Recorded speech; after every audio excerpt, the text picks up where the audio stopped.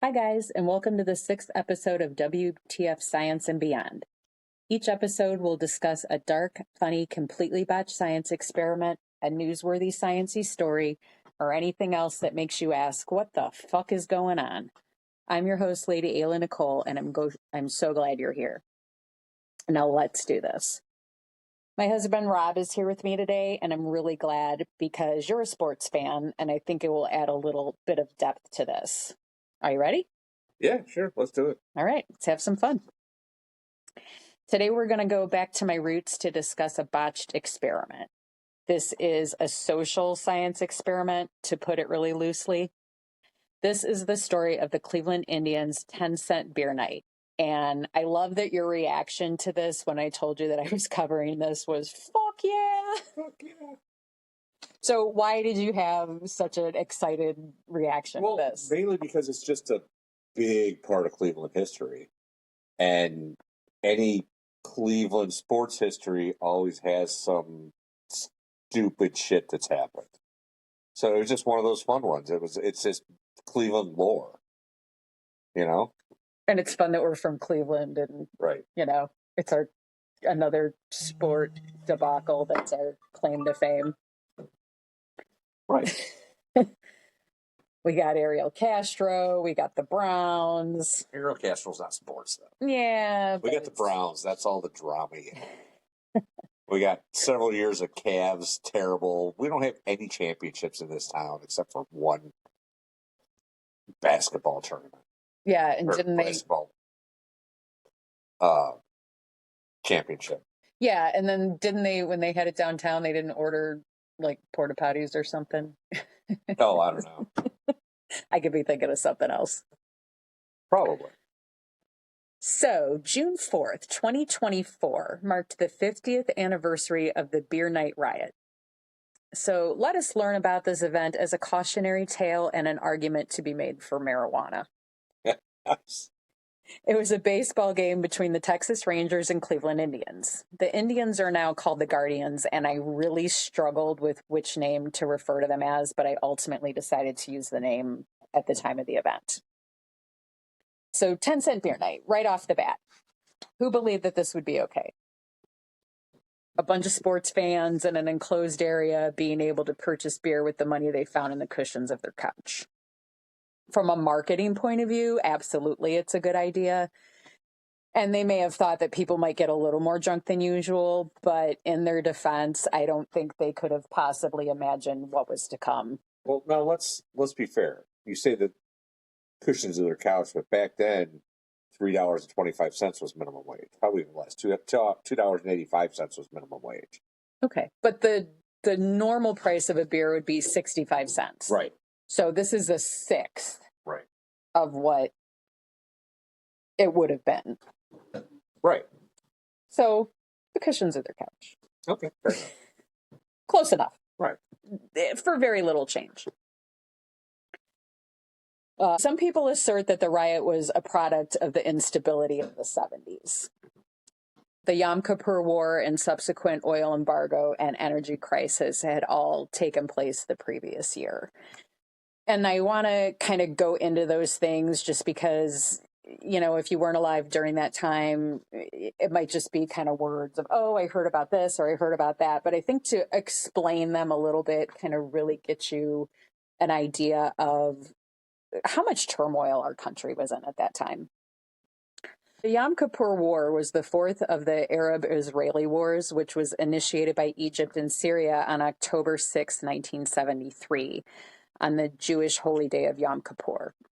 It also occurred during Ramadan, the sacred month of fasting in Islam, and it lasted until October 26th. The war, which eventually drew both the United States and the Soviet Union into indirect confrontation in defense of their respective allies, was launched with the diplomatic aim of persuading a chastised, if still undefeated, Israel to negotiate on terms more favorable to the Arab countries. Because of this, Arab members of the Organization of Petroleum Exporting Countries, also known as OPEC, imposed an embargo against the United States in retaliation for the U.S. decision to resupply the Israeli military and to gain leverage in the post-war peace negotiations. Stuff really does come full circle, doesn't it? Yeah. This created an energy crisis. And I think as Americans, like, we're just so used to having everything at our disposal. Like, we haven't really seen a good rationing, I guess. Well, since, the 20s? Right. In the 3 months after the embargo was announced, the price of oil shot from $3 per barrel to $12. And after decades of abundant supply and growing consumption, Americans now faced price hikes and fuel shortages, causing lines to form at gasoline stations around the country. Local, state, and national leaders called for measures to conserve energy, asking gas stations to close on Sundays and homeowners to refrain from putting up holiday lights on their houses. Now, for people that were born maybe in the 80s or 90s, a lot of things were closed on Sunday. I remember as a kid, like, grocery stores were closed on Sunday and they closed at 6 o'clock during the week. Places you still can't buy alcohol on Sunday. Right. Or until 1 o'clock. But asking a gas station to close on Sunday might not have been, not as much of a, I don't want to say heartache, but as big of a event as it would have been then. It wasn't a huge issue. Right. But now if something closed on Sundays, we lose our freaking minds. But not only were the gas stations asked to close on Sundays, but homeowners were asked to refrain from putting up holiday lights on their houses. In addition to causing major problems in the lives of consumers, the energy crisis was a huge blow to the American automotive industry, which had for decades turned out bigger and bigger cars and would now be outpaced by Japanese manufacturers producing smaller and more fuel-efficient models. Oh, yeah, that's back in the muscle car era. The cars had to have the biggest engine possible, the most horsepower, and 3 or 4 carburetors. And it was, trying to get these guys to go to less or more efficient gas mileage cars was asking a lot back then. My father-in-law retired from Ford, so do you remember any of this kind of trickling down to what he was doing, or? Not directly. I was young then. I mean, again, I was born in '69, so there wasn't. I don't have that memory of that.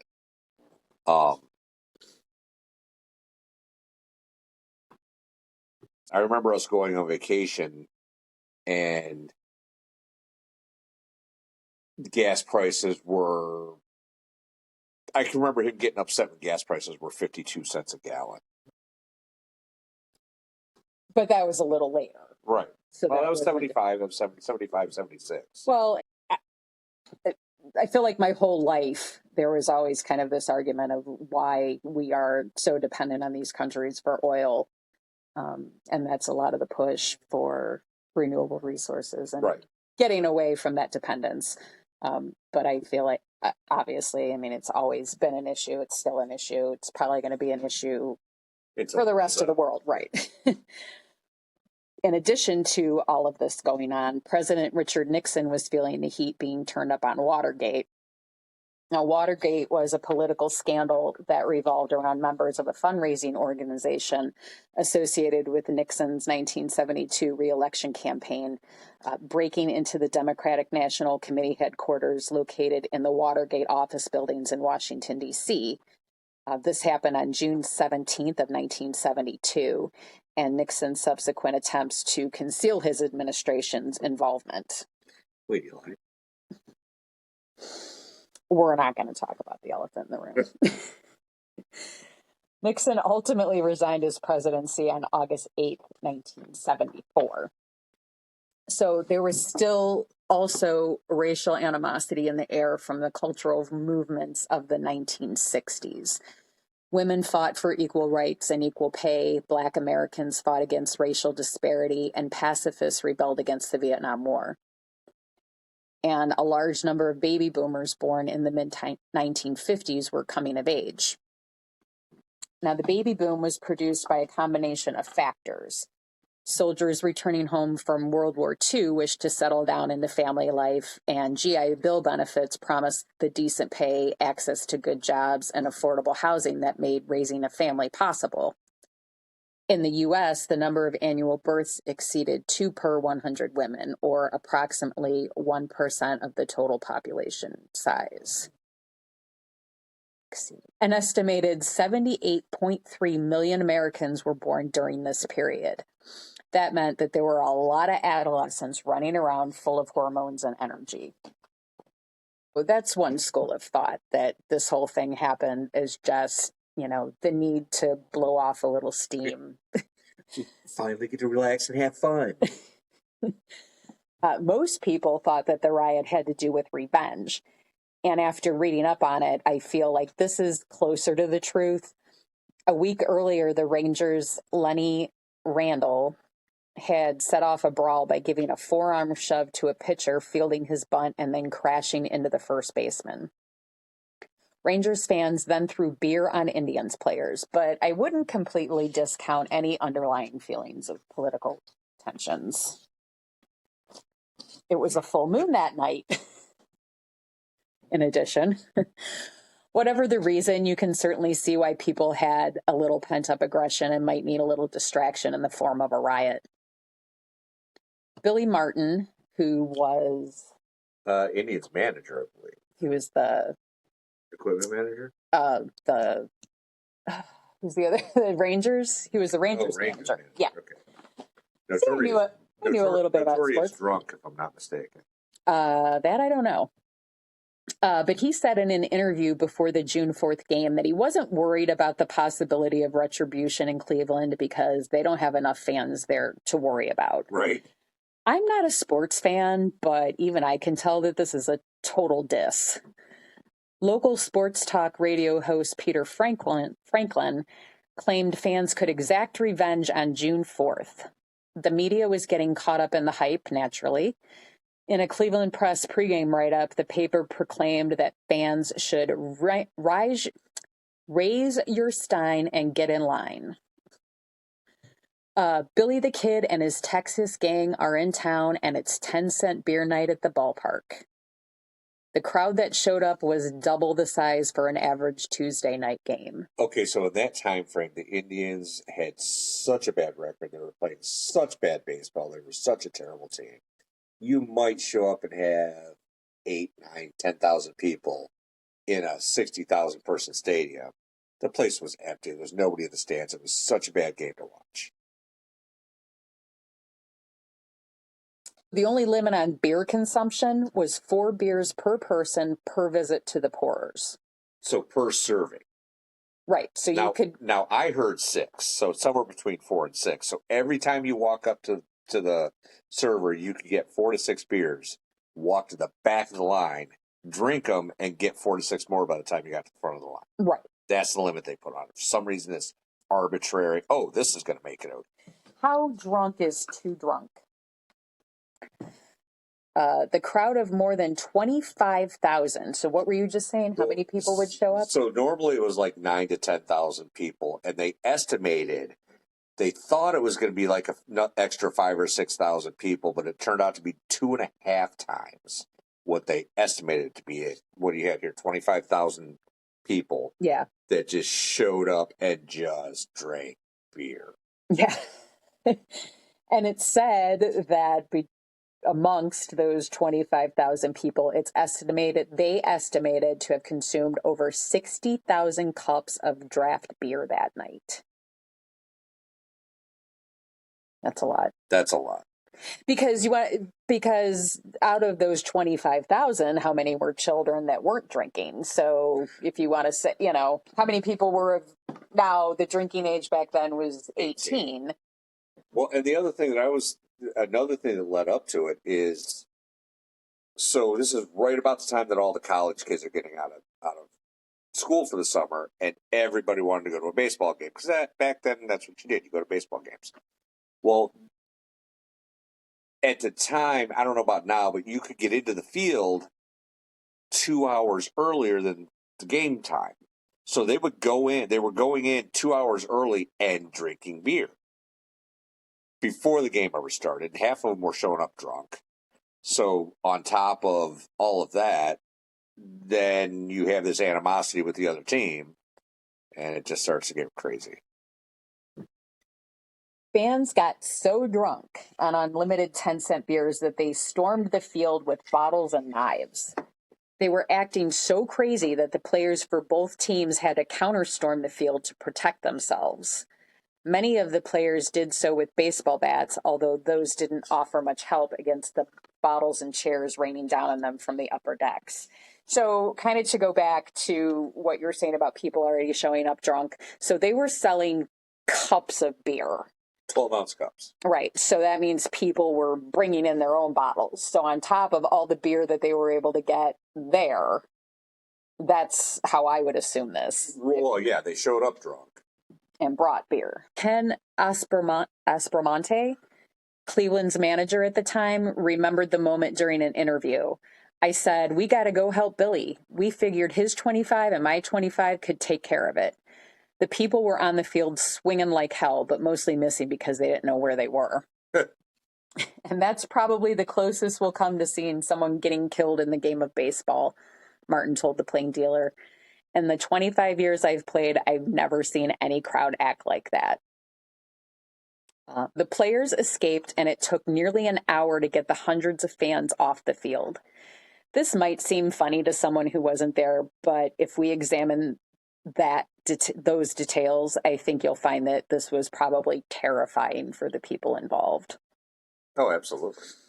It started with a couple of streakers on the field between innings, but then there were 10 and then 20, an army of naked asses. Well, it got so bad that they actually had designated clothing piles for people to drop their clothes to while they were running around naked. It got so bad with the streaking that they eventually gave up on trying to police that and tried to keep the stadium in one piece. So they just abandoned the clothes. They didn't. Right. Pretty much just left them in a certain pile on the field. Grieve hit a home run in the fourth inning, and a naked streaker ran the bases with him. When people were streaking across the field and the cops were chasing them, they were initially laughing, kind of like a ha ha ha, you can't catch me. But there were a handful of cops on the other side with billy clubs, and when they came over that fence, the streakers were met with a couple of whacks to the head and dragged off. Now, I just want to stop for a minute. Streaking, if you don't know, is running naked through a public area. And a naked man ran behind actor David Niven at the Oscars in April of that year. David was an accomplished actor appearing in many films. The Pink Panther, Around the World in 80 Days, and Death on the Nile, to name just a few.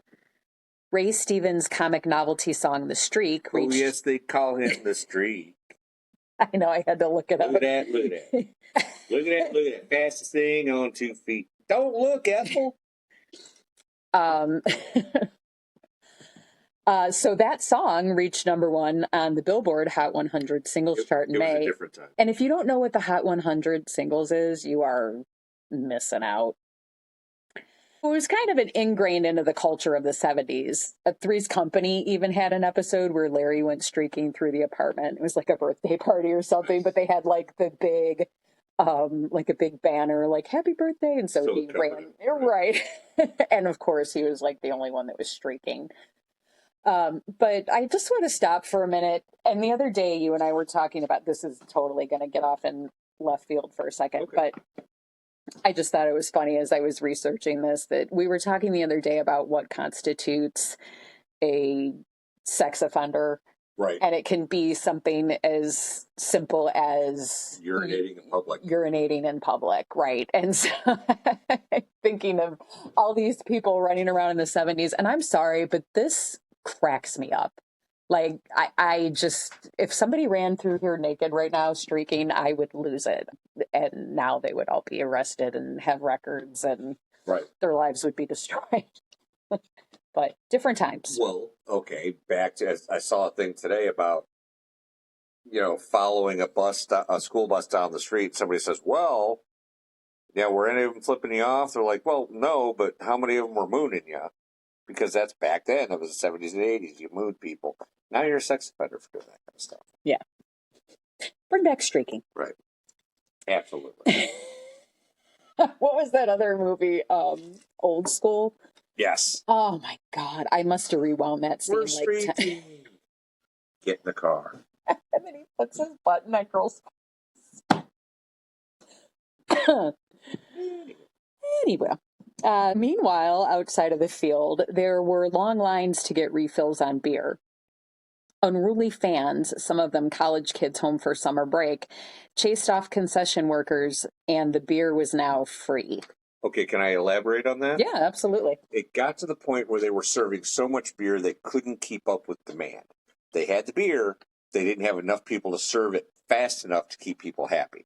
What they ended up doing was taking 2 or 3 beer trucks out into the outfield behind the fence, and they had these teenage girls serving beer for some reason because they thought that was okay. It got so bad at that point that somebody actually took the table that they were serving over, threw it over the beer truck, chased these girls away, and they were putting their face under the taps and drinking, just going crazy, just beer doing bongs. beer shooters, beer bongs. Reminds me of that time I lived at the fraternity for a while. Yeah. Cherry bombs and M80s made it onto the field. The security was a little more laxed in those days, and this is why we can't have nice things.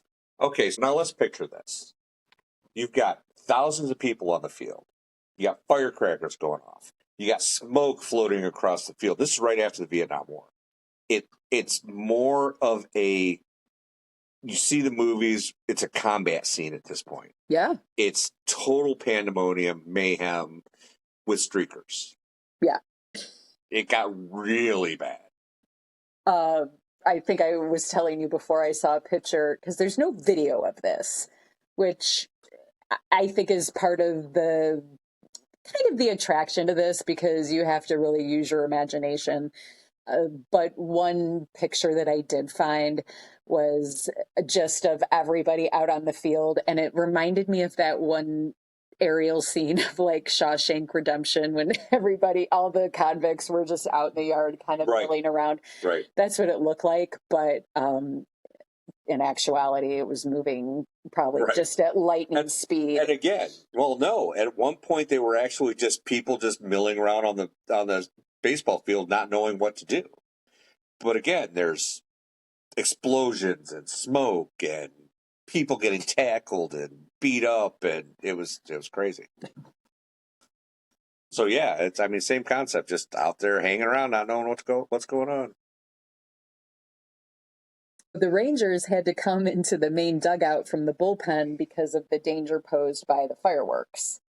And Indians reliever Tom Hilgendorf got hit with a chair thrown from the upper deck and was put on the disabled list after the game. I had heard that one.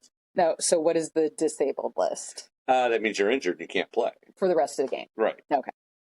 Were they playing after this? Well, I don't know. I don't know if the game ever actually picked back up. So I kind of feel like maybe not. So here is a little bit of trivia.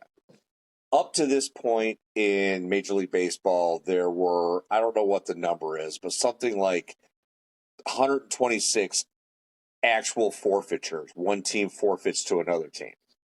This day, the Cleveland Indians ended up forfeiting to the Rangers because they just couldn't finish the game, obviously. Now, the last time a baseball team forfeited in the National Baseball League was that day. So it's been, 50 years, 60 years ago? 50 yeah. This year was the 50th anniversary. So that's the last time a team has had to forfeit for some reason. That's crazy. So would it really be considered forfeiting if neither team was able to go on? Oh, no, because as the home team, your responsibility is to keep the game moving, keep it safe, keep it whatever. They had to give up the game and just say, hey, we can't do this. You guys win. Oh. Let's get out of here. Oh, wow. So that kind of had the opposite effect. Right. One woman ran out onto the field and showed her breasts while trying to kiss the home plate umpire. So she is now sexually assaulting the umpire. Most accounts have this as the first sign of trouble in the stadium that day. Was her. It was the second inning. She jumped over the wall, ran down, flashed the dugout, the Cleveland Indians dugout, and by all accounts, she was a very large woman with very large breasts. Okay. And then got chased, and she ended up running over and trying to kiss the home plate umpire while he's trying to officiate the game. Right. So that's what started this whole thing. So they've kind of traced it back to this. They traced it back to that. Everything starts with breasts. Right. Now by the fourth inning is where the streakers started. By the time they got to the seventh inning is where the cherry bombs and the M80s, and they were throwing golf balls and batteries and everything onto the field. And it got to the point where it was like a war zone. It was people were getting hurt. People were getting pummeled with this stuff. At one point, one of the managers was talking about he had gotten hit by like 40 pounds of hot dogs. Like people were just throwing hot dogs at him. He had a pile of hot dogs around him. He's just like, I don't know what to do.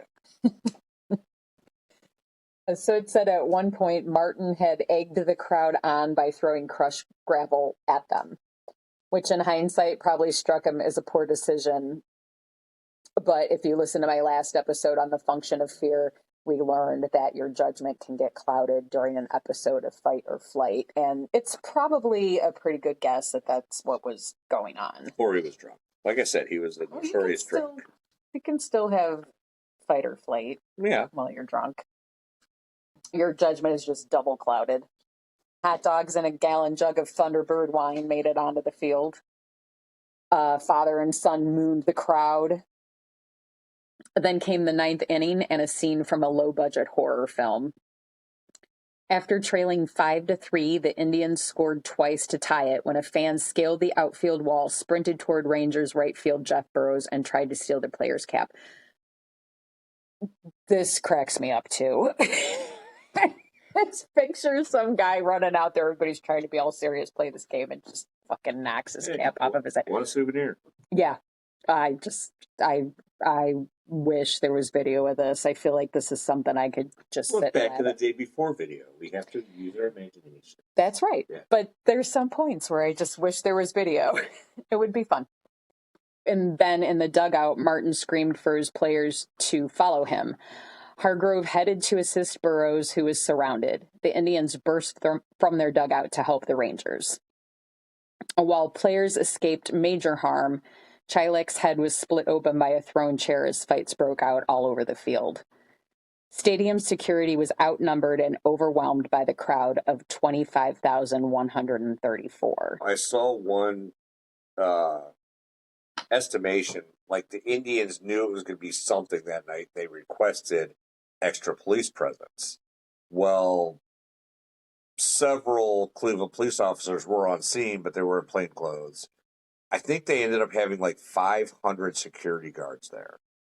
Oh, wow. To handle 25,000 people. Yeah. It's completely overwhelmed. Well, and had it been a normal night, 500 would have probably been sufficient. And while this night was another blow to the city's already battered image, Clevelanders mostly shrugged it off. Now the ugly event is commemorated with throwback T-shirts marketing the night as beer, blood, and baseball mixed. Because what would a catastrophe in America be without the sale of T-shirts? Can I back up to the tensions of the time and where some of this stuff led up to the cause? You have to understand that the Cleveland River Cuyahoga River had just caught on fire. Yeah. Like not too long before this for the 9th time. It was not a great area at the time. It was a dirty city back then. It was, it led up to the creation of the Environmental Protection Agency. Our little river, which had burned so many times. I mean, people were it was a depressed area at the time. And, just leading up to all the, like you said, just the negative stuff that led up to the point of this happening and releasing that tension. Why it may have started as revenge, everything else just kind of fueled the fire. It was a powder keg. Yeah, right. Just finally lit the fuse and blew. Yeah, and maybe the revenge was kind of just an excuse. Not an excuse, but a reason to just really go crazy.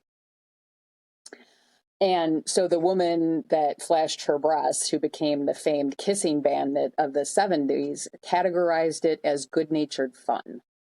The rest of the country was outraged, and the Indians held another beer night a month later. Because why wouldn't you? On June 8th, 1974, the Grateful Dead took notice when during their show at the Oakland Alameda Coliseum, rhythm guitarist Bob Weir had this to say. I think we've seen just about the last of 10-cent beer night in the American League. But we're going to do a polka anyway. Before busting out into some Mexicali blues. Now, Bobby knows that Ohio is home to more than 440,000 people of Polish descent, with the presence felt most strongly in the greater Cleveland area. So, thank you, Bobby. We love you. Leave it to you to bring Grateful Dead. You got to find the connection everywhere. I know. When I found that, I was like, this story has so many levels. This is being married to an old hippie. The thing that I love most about this story, and we've mentioned this, is that it is mostly eyewitness testimony. There are some pictures, but not cell phone videos plastered all over social media. And there is just something about the age-old tradition of storytelling that really strikes a chord in me. I love the stories that have to be kind of passed down. And it makes me wonder how much of this, not to say that it wasn't a crazy event, that there wasn't a riot, but I just wonder how much of it has changed through 50 years of this is what happened and this is what I remember. And you know what I mean? I gotcha. I mean, I feel that probably the tone of the story is probably pretty much the same. But the details change. Yeah. Were there 40, 50 streakers, or were there just a couple of guys that... Well, it's like the difference you and I turned up with the limit of $4 or 4 beers per purchase, and I saw it was a limit of 6 beers per purchase. So as we were just saying, you had told me that because of this, they no longer sell beer in bottles or after the 7th inning. And so as we discussed earlier, they were actually selling them in cups, but people were, what we would assume, bringing bottles in, which you could totally do. Back then, you could. I'm not going to say it directly led to it, but it's a big factor in it. Because at the time, and especially with this, they were selling beer right up to the end of the 9th inning. You could walk out to your car with 6 beers in your hand and get in your car and drive home. And that's a lot of this time frame of what was going on. And, they don't sell beer in bottles or cans, partially because of this, even though it was selling it in cups this time. But at one point, they had so many cups on the field that you couldn't walk across the field without kicking cups out of your way. They had to clean the cups off the field to finish playing. You start throwing bottles and stuff. We've got an instance in Cleveland with the football team where people were throwing batteries and full bottles of beer at players. Yeah. That's one of the reasons they quit doing this kind of, one of the reasons, not the only reason. I couldn't find anything that stated specifically why they stopped selling bottles of beer, but I did find a message board discussing this topic of glass bottles, and one of the comments is, quote, "and they haven't sold glass anything for years at sporting events." And while it is probably true that they could do more damage if they were thrown, there's the other issue of broken glass from dropped bottles and the additional weight of glass. Plastic is overall cheaper. At any rate, it's so the bottles can't be thrown, end quote. But nobody in this thread knew the reason for this change. One comment stated, "There is a reason. It's crazy and I can't remember it. Someone who sells drinks at a ballpark told me. I remember and it was just so stupid." This could possibly be reference to the 10-cent beer night. And again, like, that's just the fun. Logical. It's just a fun part of, there was just this stupid reason. And like the guy selling beer at the sporting events told her about it because it was this, Cleveland lore and legend. But she couldn't remember what it was. And he might not even have been in Cleveland, because this obviously reached everywhere. I'm assuming the whole country knew about it. Bobby knew about it. So. Right. I think he's a baseball fan. Bobby knew about everything. Right. Bobby could predict the weather. He controls the weather. While I also couldn't find anything that specifically stated that they stopped selling beer after the 7th inning because of this, I do love that this has become a sort of urban legend. And the funny thing is that it's all totally believable. I think the one thing I did find about the 7th inning rule is it just had something to do with the length of the game. You had said it was something like they didn't want to sell it after the 7th inning. Well, the one of the big things about it has always been that they don't want you going out and driving home drunk. I mean, that's one of the way I always understood it. Could be. Oh, okay. When you said that, I wasn't sure what exactly, like, what the reasoning was. Since we live in the Cleveland area, I thought it would be fun to get an eyewitness account from somebody that I knew. And I was lucky enough to get one. So this comes from my friend Gene, and this was his experience in his own words. Growing up in Lakewood, I didn't get to spend a lot of time with my dad. Busy building his business, he didn't have a lot of time to spend on recreation of any sort. One exception was an occasional Indians game, a chance to unwind and bond on summer nights. I'm sure the cheap beer sweetened the pot. Dad loved a good beer, or 3. Picking me up after work, we rode down to Cleveland Stadium for the Rangers game, my first trip past the turnstiles. Taking our spot in the bleachers. Oh, wait, it was his first game. Yeah. Great. Taking our spot in the bleachers. Cheap seats also sweetened the pot, no doubt. We settled in for 9 innings of fun. Cracker Jacks for me, 10-cent beers for my pops. That night, you could get 6 brewskis at a time, with no overall limit on how many total. A great idea, except it wasn't too long until it turned into a really bad idea. Beer bottles sailed over our heads long before the 7th inning stretch, some making it all the way to the field. Even more fun, it seemed, that half the crowd started blazing reefer, a smell I was familiar with despite being 13. That's a whole nother... Yeah. But not only could you get it in there, but they're just like blazing up in the middle of a baseball game. It was the 70s. I love it. Different. I mean, the only place you can do that is at a Bob Weir concert. Right. Good job getting it in there again. We love you, Bobby. So reefer. Things got really wild, naked wild, firecracker wild, till Pops decided we had enough. I would have stayed. I don't ever remember being scared with my father watching me. He was a no-nonsense 82nd Airborne Ranger. Go Army. And we headed back to the lot. Wise choice. In the last inning, the place literally blew up, with the fans taking the field and players, umpires, and security running for their lives. Still the best Indians game I ever attended, and one of my favorite Cleveland memories. Of course. So thank you, Gene, for sending that to me. So do you have any thoughts to wrap up this whole thing?